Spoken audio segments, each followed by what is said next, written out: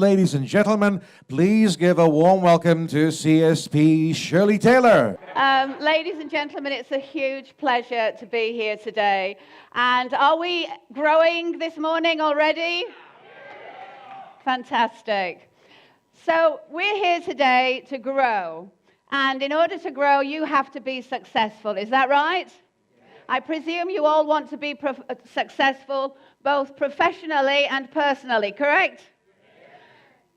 So what do you need if you are going to be successful?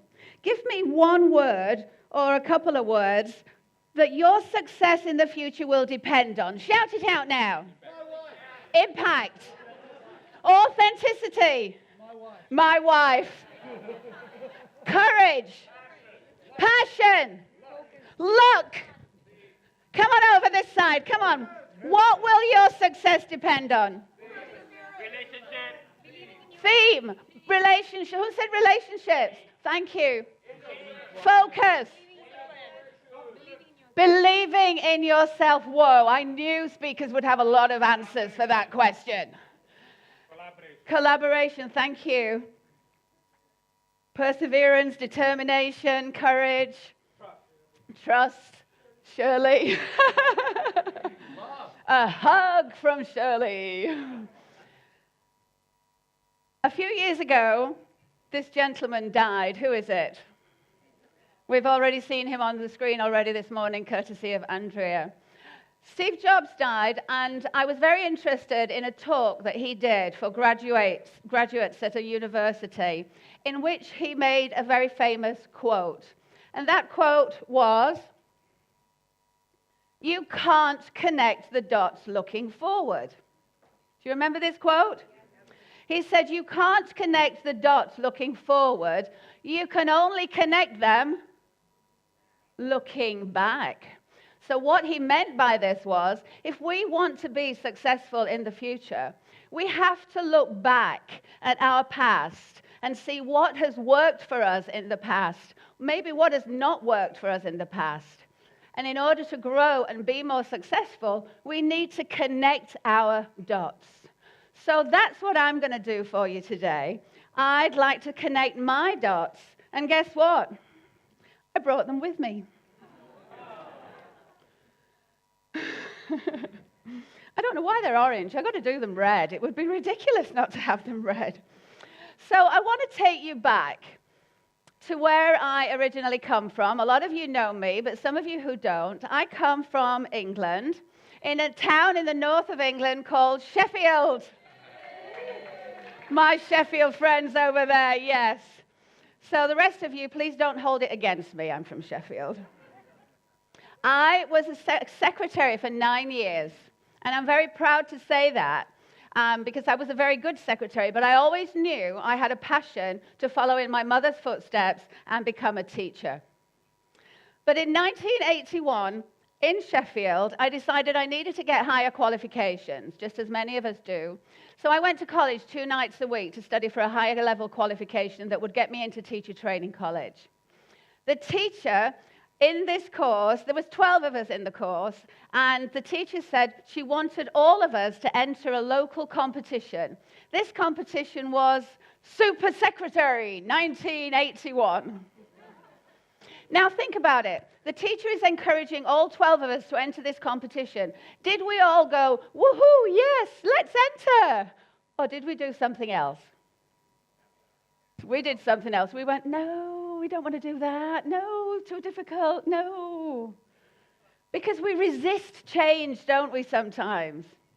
This teacher encouraged us. She pushed us. There were shorthand tests. There were typing tests. There were interview questions. There were telephone technique tests. There was a project question. 3 of us in my class found ourselves on the stage at the final that was held in the Sheffield nightclub called Romeo and Juliet. And can I have a drum roll, please? And the winner of Super Secretary 1981 was... Thank you very much. Thank you very much. And there I am to prove it.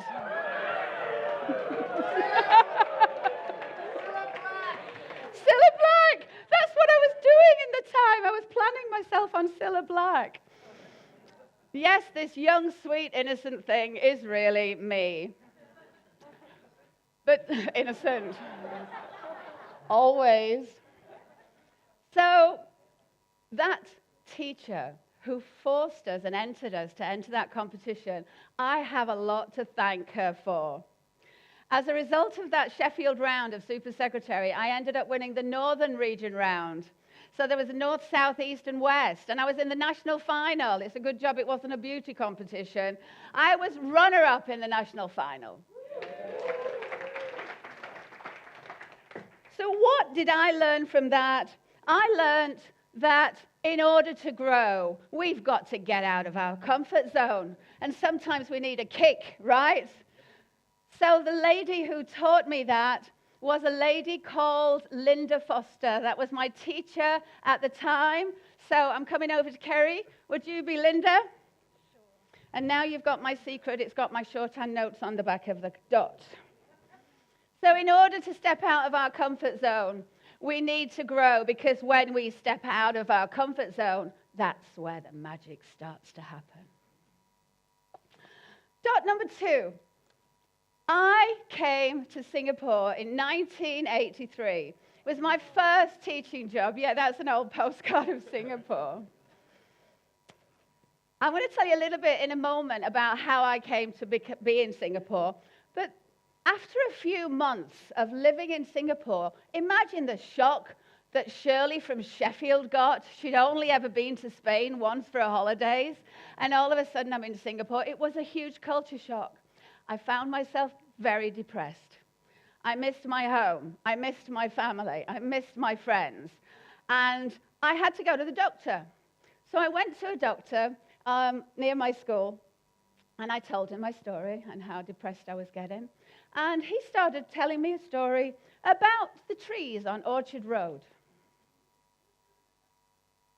He said, Shirley, have you seen the trees on Orchard Road? And I said, yes, of course I've seen the trees on Orchard Road. He said, do you think those trees were so big and beautiful always when they were on Orchard Road? Or do you think they were planted on Orchard Road a little bit earlier? What do you think? Did they just always be so big and beautiful? So I said, well, no, what the hell are you doing? I just want pills. Give me pills. So I said, well, yeah, maybe the trees were baby trees, and then they were somewhere else, and they were planted somewhere else. And when they started growing into teenage trees, maybe they were uprooted and put down on Orchard Road. Aha, he said. Now you know where I'm going. What happened when those trees were put down on Orchard Road? So what did I say? I said they started to die. True or not? When they're put down in Orchard Road, they were in an uncomfortable place. They'd got used to their previous place where they'd grown all their lives. They were now uncomfortable. They started to wilt. They started to die until they took hold. So the doctor said, so what happened then? Well, it would have taken a while, I said, but still, I just want pills. Give me pills. He said, yeah, after a while, they would have taken hold. They would have become more comfortable in their environment, and they would bloom and grow and grow and grow into the beautiful, strong trees that they are right now. So I had a big aha moment then, and I hope you've all got that. That we sometimes feel very uncomfortable in different situations. This has been a learning point that has held me in very good stead as I've traveled around the world. And this is what I learned from that doctor. Whenever you are uncomfortable, there is a huge potential for growth. I hope you're writing these points down. I might ask you what they are later. Whenever you are uncomfortable, there is a huge potential for growth. So who would like to be my doctor? Because my doctor was a huge part of my success. You are my doctor. If you can read shorthand, good luck. So let me share with you a photograph of the lady who is responsible for me being in Singapore in 1983.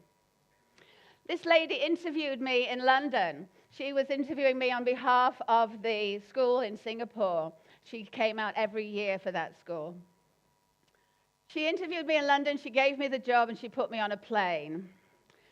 But when I came to Singapore, when I landed, like I said, I had a huge culture shock. And that wasn't the only thing that happened.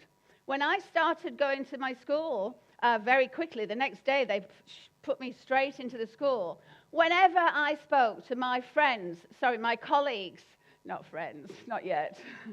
Whenever I spoke to my colleagues, my bosses, and some of the students, no matter who I spoke to, this was the face that stared back at me.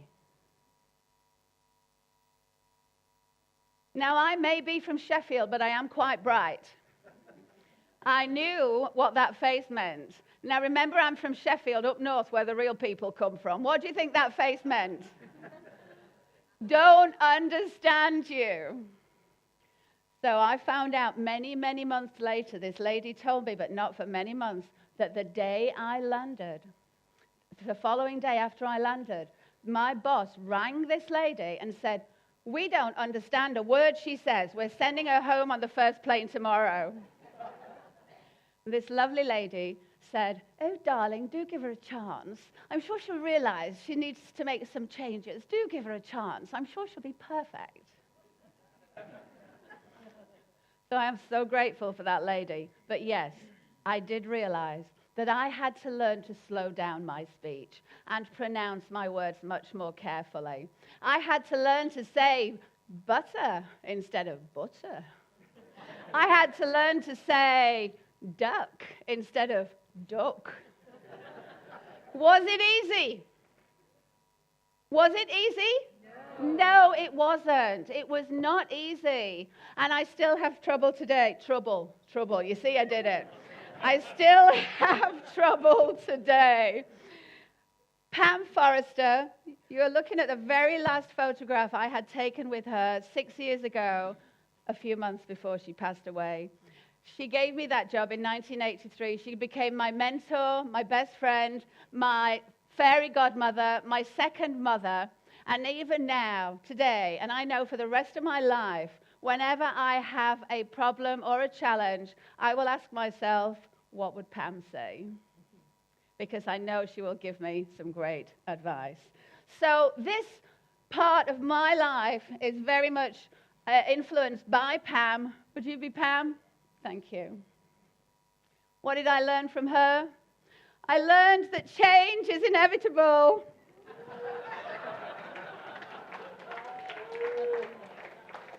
We talked about being authentic, right? There you get the authentic Shirley.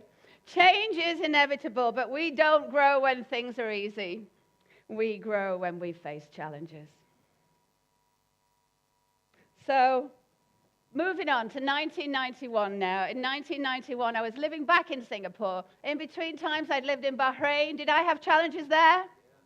I moved back to Singapore in the late 1980s, and in 1991, little did I know that something else was going to happen that would change my future direction.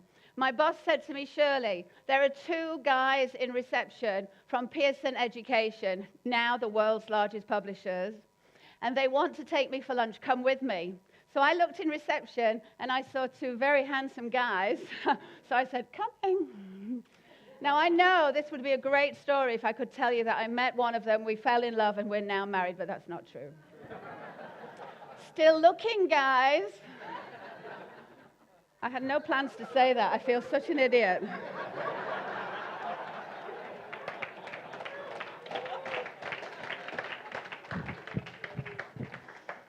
These guys wanted to know, what book do you use for each course that you teach? What book do you make all the students buy in your school? So we told them, we use this book, they have to buy this book, they have to buy this book. But there was no book for business English. Over the years, I'd developed my own notes, and we put them together in a workbook, and we handed them out to students. They knew there was no book for business English because they had already identified that need. So they said to me one day, the same day at that lunchtime, "Shirley, will you write us a book? I could have fallen over and fainted. I had no intention, I had never had any dreams of writing a book. As a result of that, I wrote my first book, and there's the third edition of it. It also became a fourth edition. Don't know what happened to 1 and 2, I didn't have pictures. And it was used for many, many years to teach people business English, and I do believe it's still being used in many countries. As a result of those books, there was another one called Essential Communication Skills, which became quite popular. As a result of those books in 1991, the publishers the following year told me, Shirley, there's this guy called Gartside who's got a book called Model Business Letters. Do you know it? Of course I know it. He was like my guru. I always had his book. He'd written the first edition, the second edition, revised it, and he'd done the third edition, and then he died. The publisher said to me in 1992, will you revise his book? This time I really did fall over and faint. But of course, I've got this mantra now that began on that day. If I don't do it, someone else will. So I revised that book. It was a really modern cover in 1992. There it is. That was very modern in 1992. And then it became the 5th edition, and then we did the 6th edition, and a few years ago we did the 7th edition. This has become my calling card. So I am so grateful for meeting those two guys in reception that day. This book, for some reason, has sold over 500,000 copies, and it's been translated into 16 languages.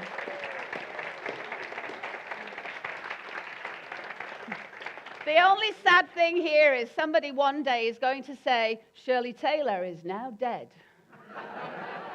And I have revised her book. Choi, choi, choi.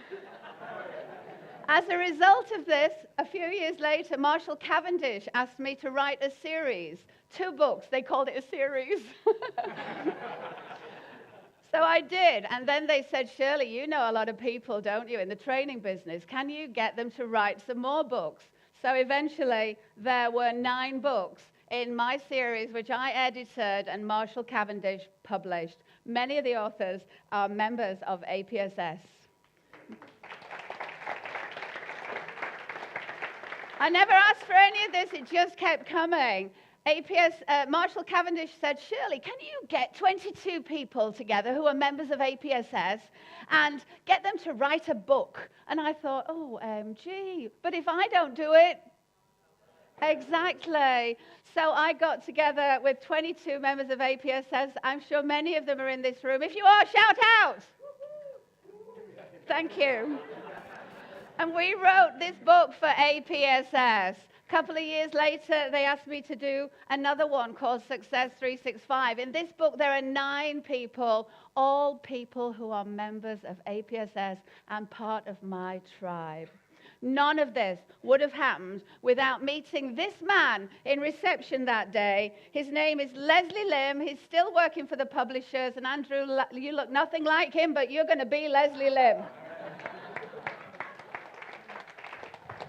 What did I learn? I learned something that I love to quote from Richard Branson. If someone asks you to do something and you've got no idea how to do it, just say yes and figure it out. So let's move on. I want to take you to the 90s now. In the 90s, I was living back home with my mom. She was widowed already. My dad died in 1988. But my mum, as you can see, was very fond of growing her flowers. She loved to grow her flowers. My dad was also a very passionate gardener, and he grew the biggest carrots you could ever dream of. Why am I telling you about my mom and dad? Because when I first went to Singapore, I'll never forget going home when I saw that advert in the papers one day. And I was nervous. My mum and dad would say, you want to go to the other side of the world? No. Some parents would do that. Am I right? My mum and dad encouraged me every step of the way. Not that they wanted to get rid of me, thank you very much. But they encouraged me every step of the way. During the 90s, while I was living at home with Mum, I made regular trips back to Singapore. And my mum knew that my feet were itching, and I wanted to get back there again. So in 2002, I went back to Singapore with the full blessing of my mum. I don't think I'd be standing here right now without the love and the support of my mum and dad. So I want to say this next message. Oh, because of my mum and dad encouraging me, of course, since I've been back in Singapore since 2002, I've set up my own company, STTS Training. I've got my own identity, Shirley Taylor, Connecting with Heart. I've got a virtual training program. And from 2006 to the present day, I'm very proud to say I've worked with 36 trainers and given them training in about 11 countries. Over 3,000 training days, that's not including my own. And right now I've got 2 licensed trainers, one of whom is here today, Isha over there. What did I learn from these beautiful people? And this is a message to all parents out there. What I learned from my mom is something that I want you to remember, which is, please, parents, encourage your children. You've got kids, Christian. Yep. You be my mom and dad. Please, encourage your children, because you have no idea what they are truly capable of and how far they may grow. So please encourage your kids. Let me take you forward to 2006, when I joined APSS. When I walked in the room of my first meeting in that year, I was intimidated. But little did I realize, over the next few years, my world was going to change. I'd found my tribe. You'll not find me on this picture. You'll not find me on that photo, because at last year's convention, they took the photo when I was out of the room. I didn't just find a local tribe, I also found a global tribe, because APSS is one of the associations that is part of the Global Speakers Federation. Now, one day, I got a phone call from this lady. She's called Marjorie Brody. She's from the US. I'd heard of her, but I didn't know her. She told me, Shirley, I've been talking to Scott Friedman. Shirley, I have a global contract with a big brand, and they want my training programs delivered all over the world. Right now, we've been training in Europe, in the USA, but now we need someone to be a training coordinator in Asia and Australia. Can you help us? Scott says you can help us. Well, if Scott says I can help you, okay. As a result of this, I've found trainers. I have never done one of these trainings myself. But as a result of that phone call, I've found trainers in all these different countries, and every single one of them has been a member of a professional speaking association that I've had contact with over the years.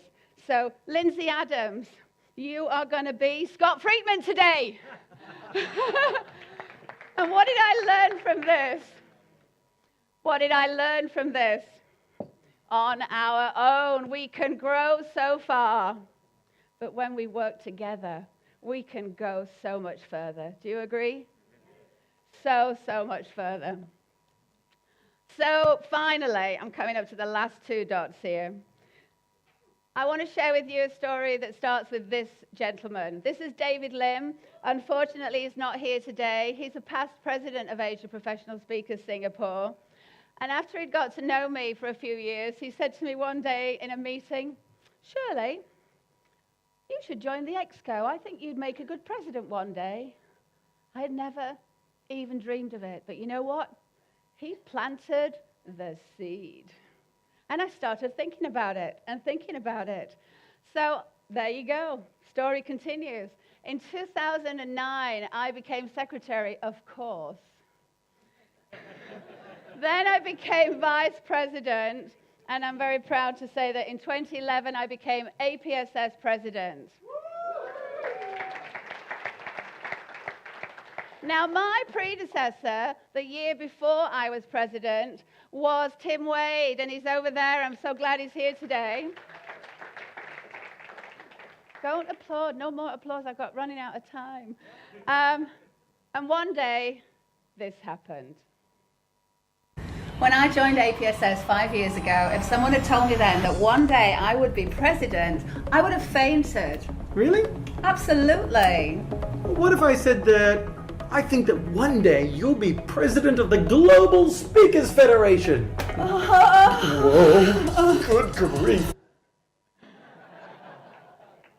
The masterful Tim Wade. But you know, lots of things are said in jest, right? What happened that year was at our annual convention. Every year, the Global Speakers Federation comes to Singapore to speak at our annual convention. And that year, it was a lady called Cheryl Cran. Cheryl Cran took me out for dinner on the very last night of our convention. And she said to me, "You know what, Shirley? I think you should join our executive committee because I think you'd make a good president of the Global Speakers Federation one day." Wow. Again, she'd planted the seed. So I'm very proud to say that I became treasurer for God knows what reason they made me treasurer in 2013. And then I became secretary, yay, then vice president and president-elect. And my proudest moment in Orlando last year was when I became the 21st president of the Federation.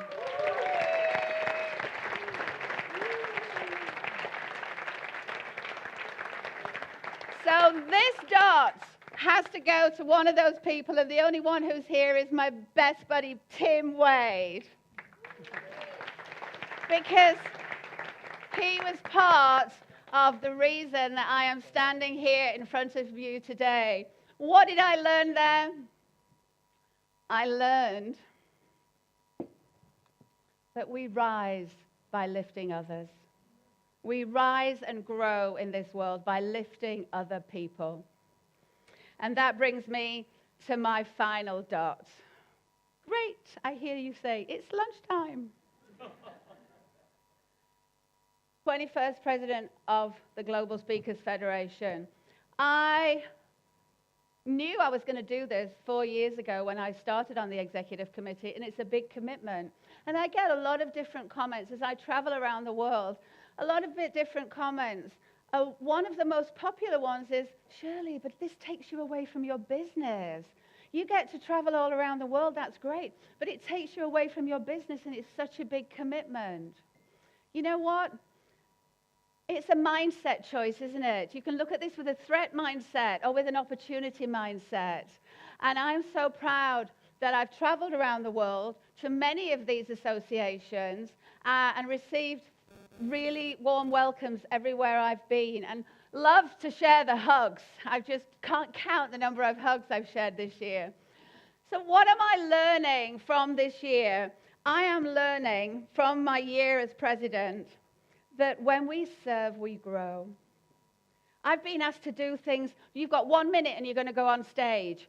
Your 17-minute talk is now 10 minutes. You know, I'm learning so much this year, and I do feel that I am growing as a result of this.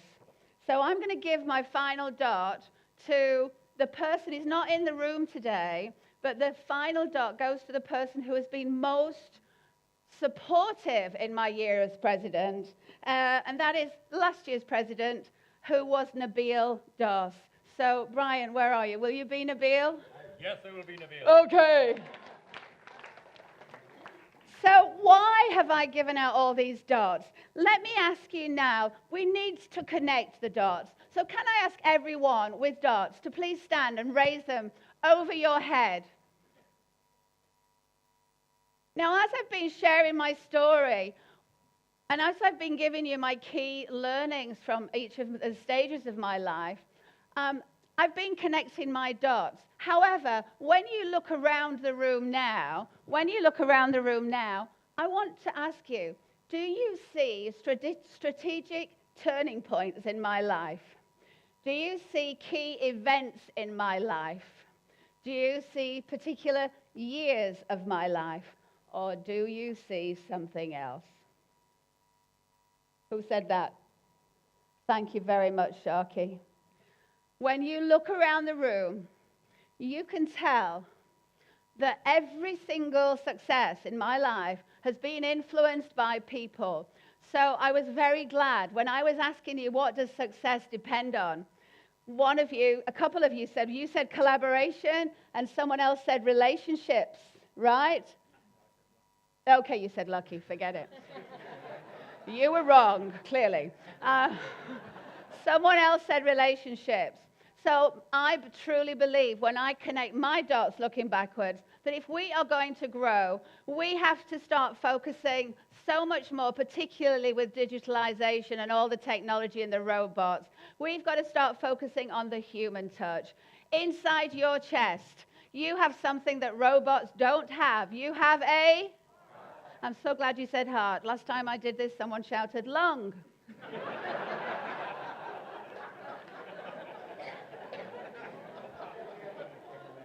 So from today on, I want you to think about what seeds could you plant to help someone else grow?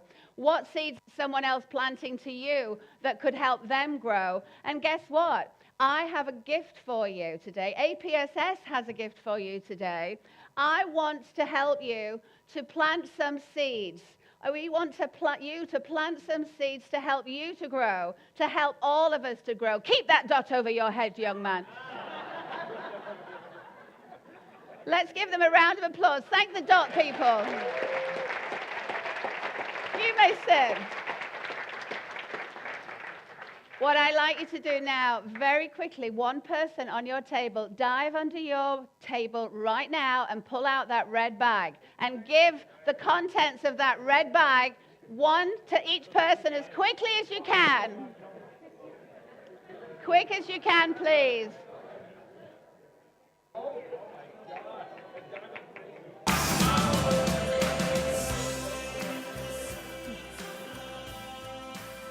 In your bag, you have a pouch provided by our sponsor, CNA International, which is Iris over there in the green top.